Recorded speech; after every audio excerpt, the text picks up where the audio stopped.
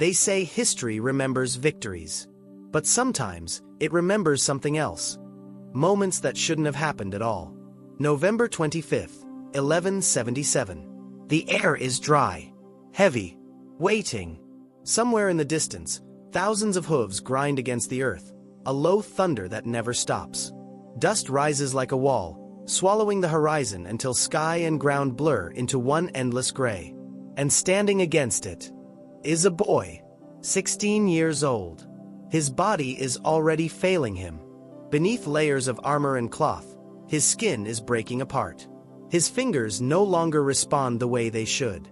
His face is hidden behind a silver mask, not for ceremony, but because what lies beneath it is too much for others to look at. This is Baldwin, a king who can't feel pain anymore. Ahead of him, an army that shouldn't lose. Tens of thousands strong, experienced, confident, victorious in battle after battle, led by a commander who has never known defeat. Behind Baldwin, only a few hundred knights, exhausted, outnumbered beyond reason. Every calculation says the same thing. This ends here. But history doesn't always follow calculations, because sometimes, someone refuses to accept them. The world Baldwin inherited was already collapsing. Jerusalem wasn't a shining city of glory. It was fragile, cracked, barely holding together after years of pressure, war, and fear. And Baldwin himself? He wasn't meant to rule. Leprosy had already marked him, slowly taking everything from him piece by piece. Strength, movement, control. People like him weren't supposed to wear crowns. They were supposed to disappear. But he didn't. And that alone made him dangerous. Because when someone has nothing left to lose, fear stops working the way it should. And fear is what most armies rely on. Saladin understood fear. He understood power. He had built an empire through discipline, patience, and precision.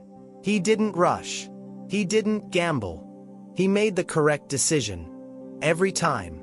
And that's exactly what brought him here. Because when his army crossed into Baldwin's lands, it wasn't reckless. It was perfect. They moved fast, spread out, took what they needed, controlled the territory without resistance. There was no reason to expect a fight. No reason to think the enemy would come out to meet them. Especially not like this. Especially not led by a dying king. But Baldwin wasn't thinking about survival. He was thinking about something else entirely. If he stayed behind the walls, the city might last longer, but everything around it would burn. Village. Fields. People who had no walls to hide behind. He understood what that meant. It wasn't a question of winning. It was a question of what kind of ending he would choose. So he made his decision. And once he made it, he didn't hesitate. The march itself should have broken them.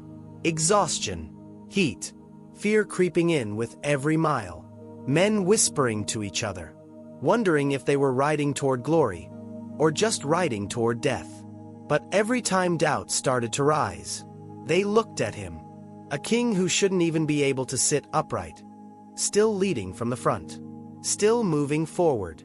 Still not stopping. And something about that changed them.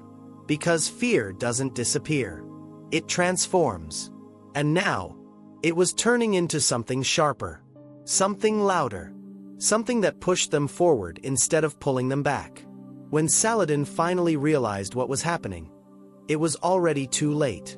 His army wasn't ready. Not fully. Not organized. They had spread out, confident in their control. And now that confidence became a weakness. Because war isn't just about strength. It's about timing. And Baldwin had chosen the one moment when strength didn't matter as much as shock. The moment the charge began, everything shifted. Not slowly, not gradually, all at once. The ground shook.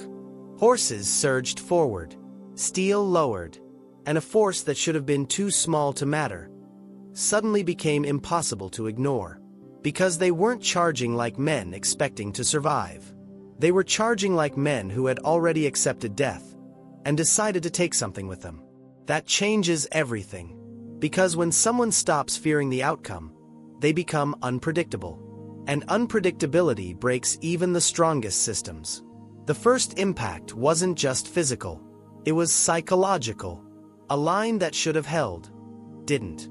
A formation that should have stabilized, collapsed.